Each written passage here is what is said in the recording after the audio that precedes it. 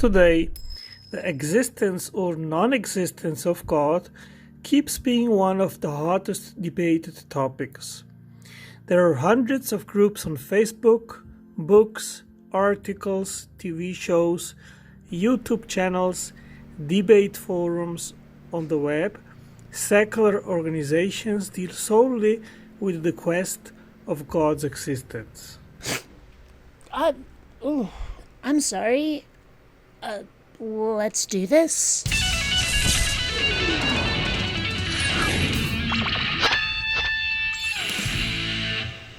Greetings, fellow space travelers. BionicDance here. I feel this guy needs debunking, but as you can see, he's a bit of a sleeping pill. I've had relationships that didn't last as long as it takes for him to get out 2 sentences. So I hope you'll forgive me. Through the miracles of modern technology, I've sped him up to a tolerable pace that won't make you want to rip off your toes just to have something to stick in your ears. Theists and atheists meet, each side providing reasons for why they believe or do not believe in God. The quest of God's existence is probably as old as humanity and the most fundamental of all. It's not, though. It's fundamental to people who are invested in there being a God, but speaking from the perspective of an atheist, I only care for 2 reasons. I want to know what's real and what isn't, and I'm tired of theists mistreating people in the name of something they can't justify with evidence. If believers didn't keep intruding into my life, I wouldn't give a flying fornication about God. The worldview we adopt shapes our values, morals, and provides us with answers in regards of the meaning of our existence and our origins. Not for atheists, it doesn't. Religions come with baggage. There's rules and expectations and claims made which must be believed. Atheism is just not that. It doesn't come with dogma or expectations. It might be scary to have to make it up as you go along. The uncertainty of having to figure out how to live and to answer life's questions might be daunting. But it's also freedom from preconceived notions, and that has great appeal. Marx claimed that the oppressed working class was using religion to create a dream world. He claimed that man creates religion, a religion does not create man. Given the available evidence, that is the most likely conclusion. Given the sheer number of religions that have existed throughout history and how wildly different many have been, that would suggest that humans made up legends rather than truths being handed down by gods. Given that the Abrahamic God felt the need to confine his influence to the Middle East until humans could spread his word, rather than revealing himself also to, say, the Native Americans or the Asians, again suggests that religions are human inventions. Under more recent regimes of the 19th century, for example under Russia led by Stalin and China by Mao, many believers were tortured, imprisoned, and killed for their religious beliefs. First of all, that was the 1900s, not the 19th century. Next, not everything done by an atheist is done in the name of atheism. Unlike religion, atheism doesn't come with baggage that would inspire such things. Atheism isn't like a religion. It's not a godless dogma. You might try to argue that lacking religion means one is free from God's punishments for killing, but if you'd given modern weaponry to the Crusaders or to the Spanish Inquisition, let's just see how much higher their body count would go. Torquemada would make Stalin look like the pipsqueak ruler of a tiny banana republic. If you want to compare body counts adjusted for access to more efficient means of destruction, we can. But if we're going to argue who is worse because of belief in God or its lack, the reasons why atrocities have been done matter, and I challenge you to find people who are motivated to kill, and I choose those words quite deliberately, because they don't believe in any gods rather than for some other reason. By contrast, there are many people motivated to kill because of their belief in God. In this century, the number of unbelievers and atheists in the Western world has increased, and many organizations defend all kinds of flavors of atheism, ranging from agnosticism, weak atheism, strong atheism, free thinking, skepticism, humanism, and the list goes on. In all fairness, I gotta give the guy props for getting that one right. Too many are still clinging to the idea that atheism has to be a declaration that God does not exist, rather than just non-belief. I may disagree with him, but respect for listing off the many different flavors of atheism. I think George Washington Carver brought it beautifully to the point. I love to think of nature as an unlimited broadcasting station through which God speaks to us every hour if we will only tune in. I love to think that I can be a Jedi if only I could feel the Force. Could it be that the problem is not lack of evidence of God's existence, but the lack of willingness to tune in? No. That is, to put all bias aside and trying to give honest consideration to the evidence that eventually points to God? If you're exploring the nature of the universe, putting aside all bias is how you do it right. The evidence isn't pointing to God. More and more, the evidence shows that God is unnecessary for what we see to be so. By the educational system in the West, but also, for example, communist China, natural science built upon the foundation not only of methodological but as well as philosophical naturalism, affirming the existence of the universe and beings and events inside deserve only explanations of origins by natural means. As opposed to what? Faith? How can faith possibly lead you to facts when it relies so heavily on feelings rather than testable, falsifiable data on which experiments can be run? But okay, if you insist that we teach supernatural possibilities to kids, which one do we choose? Or will you only be okay if it's your brand of religion being taught? I suspect most theists won't be satisfied unless schools are indoctrinating kids with their own specific beliefs. Teaching kids naturalistic science isn't teaching them that their religion is wrong. It's not our fault that studying the world without bias points to there being no God. Blame nature, not science. And it's not the fault of science or nature that what's described in most holy texts doesn't match what we see. People went hog wild with their imaginations, and it doesn't seem to be holding up under critical examination. Throwing a tantrum when reality isn't what you want just makes you look childish. That the supernatural or intelligence should be excluded a priori as a possible causal agency, since God's intervening cannot be tested. If we can't test it, what makes you think that it's there, that it's more than just imagination? If we could test it, we wouldn't exclude it. And so far, the supernatural has proved completely unnecessary for how the universe behaves. Not once has there been anything that required magic, sorcery, or divine intervention to be explained. As we discover more and more about reality, the possibility that there is anything but nature behind it grows smaller and smaller. At some point, it becomes unreasonable to assume we'll find anything else. But nothing is being rejected a priori. We're being asked to accept the existence of the supernatural a priori. Give us a posteriori evidence of the supernatural, and that will be a game changer. But if we can't test it, why should we believe it? How is this not you begging the question? This ignores the fact that historical events altogether cannot be repeated in the laboratory and are not conducive to scientific study and testing.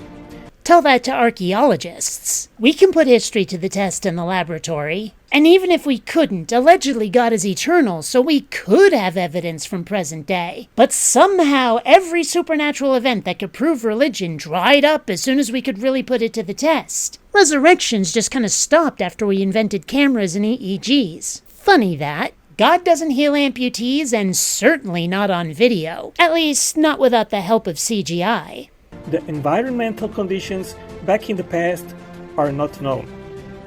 Creation is a possible explanation and should never have been excluded a priori in sciences dealing with historical events, but considered and compared side by side to natural explanations. You think it wasn't? People have been trying to prove the supernatural for a very long time, and with a 0% success rate. Again, at a certain point it just stops making sense to treat the supernatural as a possibility, or at least as a potentially likely cause of anything. If I was in Vegas and had a chance to place a bet on natural versus supernatural, I'm going with the odds, and experience says that the supernatural is like drawing to an inside straight when you're missing 3 cards and the dealer is using 1,000 decks. It's just a bad bet. So is science on the side of atheism then? In other words, is science, and should it be essentially materialistic? Is there a dispute between science and religion?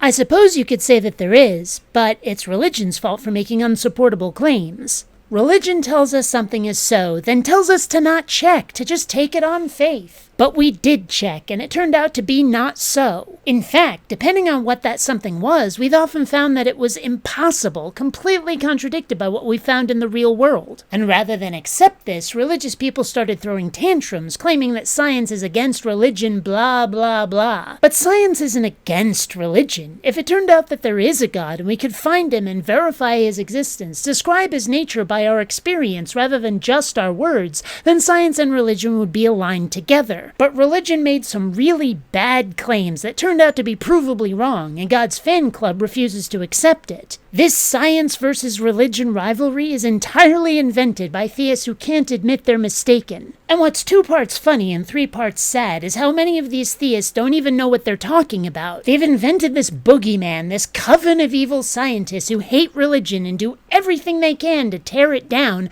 and indoctrinate people to deny God. And it all comes from their imagination. They call these scientists evolutionists, whether that's appropriate or not. These are people who don't know the difference between evolution and abiogenesis, people who think the Big Bang was just an explosion and not an expansion. I recently did a video where one of them called an astrophysicist an evolutionist, and those aren't even related fields of science. Newsflash, Sparky! Just because science proved you wrong doesn't mean it's against you. Scientists prove other scientists wrong all the time, and there's no malice or evil machinations behind it, just the advancement of human knowledge.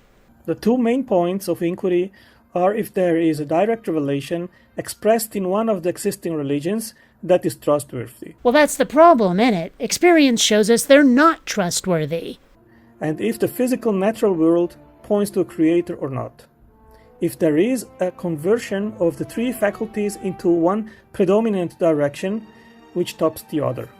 And that's the point. The predominant direction is that God is unnecessary. We don't need God to explain what we see. God is superfluous. If God exists, it's as something extra and unnecessary, something for which we see no evidence. In other words, everything points to God's existence being fiction, imagination. One approach is first to make an inquiry in a search to find answers if there are signs and signatures of the past action of a creator in the natural world, or not. Which has been done and done and done. But it seems as though theists won't be satisfied until the answer comes out in their favor, until it verifies their presupposed conclusions.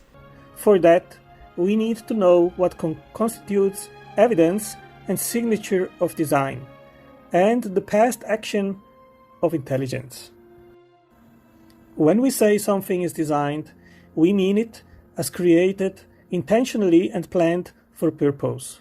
Designed objects are fashioned by intelligent agents who have a goal in mind, and their creations reflect the purpose for which they were created. That's better than most descriptions of design that I've heard from most theists. All you usually hear is that something is really complicated and therefore couldn't have come about naturally because it's too nifty and not random enough to be undesigned. Of course, most theists don't seem to realize that there's a third possibility other than design and random chance, something which has followed a regular pattern or tendency but is unguided by an intelligence. We infer the existence of an intelligent designer by observing certain effects that are habitually associated with conscious activity. Rational agents often detect the prior activity of other designing minds by the character of the effects they leave behind. People also see faces in inanimate objects. Humans seek agency in all things. It's a survival instinct. The rustle in the trees might be the wind, or it might be the bear that wants to eat you. I don't care what you infer. I care what you show. A machine is made for specific goals and organized, given that the operation of each part is dependent on the being properly arranged with respect to every other part, and to the system as a whole. Encoded messages and instructional blueprints indicate an intelligent source, and so does apply mathematical principles and logic gates. As will be demonstrated in the next episodes, we find each of the mentioned signs in nature. Do we, though? This assumes that the only way that these traits could be found is by design. And what is the purpose of life, if not to perpetuate itself? Is there more? If that is life's purpose, why are so many creatures so badly designed for it? Why are there so many faults and flaws and superfluous organs? Why do so many species go extinct? This is what we'd see if there was no designer, or a really, really bad one. Again, humans seek agency. That the universe could function with complete indifference may be difficult to accept, but just because something seems designed doesn't mean that it was. This guy talks about not discarding any possibilities a priori, then therefore, before we discard the possibility that something exists without deliberate design, it has to be shown that it couldn't. Until next time, fellow space travelers, this is BionicDance saying don't run on automatic. Instead, please think. It's fundamental to people who are invested in there being a god, but speaking from the perspective. It's fundamental to people who are invested in there being a god, but speaking from the perspective of well, at least I'm getting the bloopers out early. It's fundamental to people who are invested in there being a god, but speaking from the perspective. Wow, I am going to have to change that to something like point of view. Given that the Abrahamic God felt the need to confine. Given that the. No. And what's 2 parts funny and 3 parts sad is how many of these.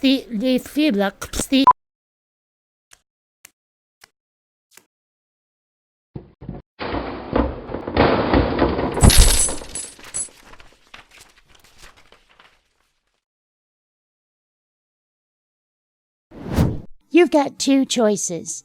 You can rate this video and share it everywhere across social media, or I can send my minions after you. Choose wisely.